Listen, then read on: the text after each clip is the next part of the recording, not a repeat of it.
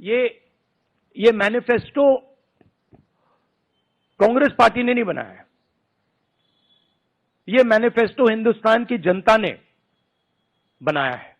हमने सिर्फ इसको लिखा है, ठीक है, और हमने सिर्फ इसको लिखा है।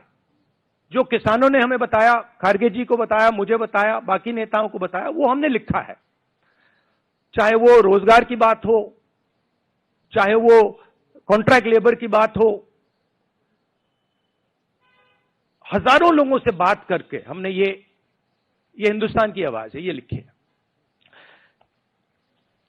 मगर जो राजनीति में आज हो रहा है वो क्लियर है कि सब पार्टीज को नरेंद्र मोदी, ईडी, सीबीआई, इन इंस्टीट्यूशंस को कैप्चर करके फाइनेंशियली मोनोपोली बना रहे हैं अपनी। और चुनाव के बाद रियलिटी है कि ये जो फाइनेंशियल मोनोपोली बड़ी इंटरेस्टिंग चीज है, क्योंकि सारा इंफॉर्मेशन, सारा का सारा इंफॉर्मेशन, किससे एक्सटॉर्शन किया है, किसको कॉन्ट्रैक्ट दिया है, कॉन्ट्रैक्ट देने के बाद उसने कितना पैसा दिया है, वो पूरी ब्लूप्रिंट, पूरी की पूरी ब्लूप्रिंट इलेक्टोरल बॉन्ड्स में लिखी हुई है। तो नरेंद्र मोदी जी ने आज नहीं तो कल ऑपोजिशन को पूरी chargesheet, proof sheet electoral bonds के थ्रू पकड़ा दी है। तो इसीलिए थोड़ा टेरर हो रहा है उनको, इसीलिए नंबर निकला है 400 पार। इसलिए ये महाराष्ट्र में हमारे नेता ले जा रहे हैं, हरियाणा में सब जगह हमारे नेता ले जा रहे हैं, क्योंकि इनको लग रहा है कि भैया अगर 400 पार नहीं 180 हो गई, 160 हो गई, 140 हो गई तो नैया पार हो जाएगी। 2019 में ये शुरू हुआ, आज ये एक तरह पीक पे पहुंच गया है। हिंदुस्तान के सारे इंस्टीट्यूशंस उनके हाथ में हैं, पॉलिटिकल फाइनेंस की मोनोपोली उनके हाथ में है।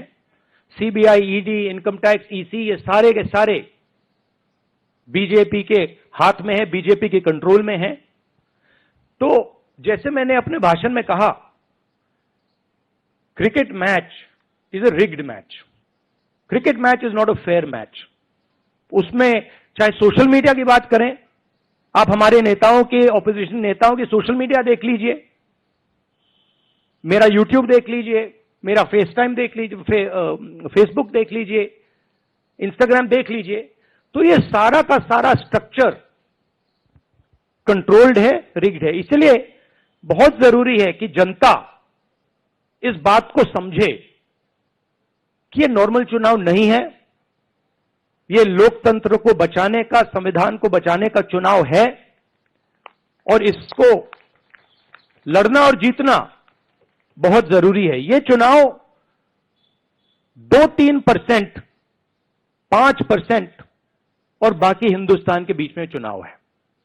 और जो बाकी हिंदुस्तान चाहता है वो इस मैनिफेस्टो में है, और जो 2% चाहता है, जो अदानी जी चाहते हैं, वो आप उनका मैनिफेस्टो देख लीजिए, आपको पता लग जाएगा। उसमें उनकी रिक्वेस्ट लिस्ट पूरी की पूरी आपको मिल जाएगी। नहीं, ये आप बड़े डिस्ट्रैक्शन वाले क्वेश्चन पूछते हो।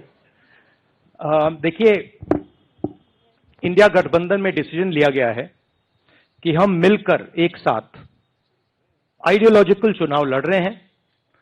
चुनाव जीतने के बाद लीडर कौन होगा, प्राइम मिनिस्टर कौन होगा, वो पूरा का पूरा जो कोलिशन है वो मिलकर डिसाइड करेगा।